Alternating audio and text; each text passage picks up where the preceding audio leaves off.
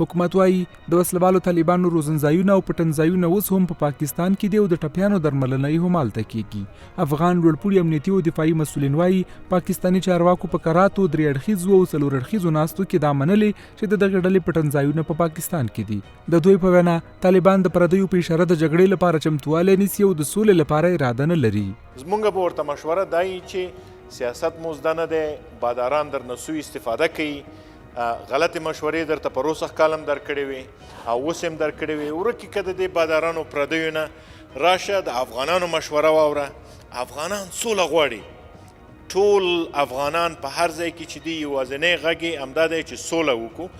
نو طالبان دې د افغانانو واوري، د خپلو بادارانو یې ډېر واورېدل او هیڅ ګټه یې ورته نه ده رسولې. طالبان مراکز تعلیمیشون مشخص بوده در مقدر سالا سابق بود میکردن از ترس دنیا، حالا خب میگن هم اون کلانایشان هم که در مذاکرات 3 جانبه و یکم میشه از پیش مسئولین ما و شما منکر نمیشه، میگه که ما کتازیا رابطه داریم، رفیق هستیم. مشخصا باجو هم گفته و رئیس آیسای هم گفته.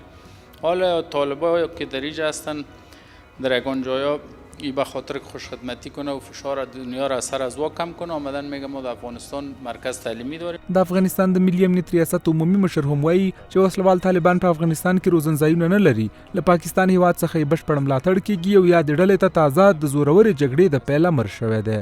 پلانشان در آینده می است فشاری که اینا میخواین بیارن بالای قندهار، هلمند و روزگان در این مناطق تلاش نیست که آهسته آهسته امیر رقم مراکز خود بتونن انتقال بدن تا او فشاری که بالای پاکستان است و در هر مجلس انتقاد میشه بالایشان از حضور رهبرای طالبان و از حضور طالبان از او کاهش پیدا کنه. د کورنیو چارو وزارت سرپرست وزیر بیا وایي چې د پسرلي په پیلېدو طالبانو په ځینو ښارونو کې بریدونه پراخ کړي دي. هغه زیاتوي چې د لویو ښارونو د امنیتي وضعیت د ارزونې لپاره هیئتونه ځینې ولایتونو ته ورغلي دي. متاسفانه طالبان در این اواخر بالخصوص در شهرهای بزرگ مثل ننگرهار، هرات و مزار و شهرهای بزرگ دیگه پلان دارد که خشونت ازدیاد ببخشد. تنها روز جمعه 6 نفر ملکی دی شهرها که شامل ننگرهار و لغمان و خوست و سرپول است شهید شده با شمول کودکان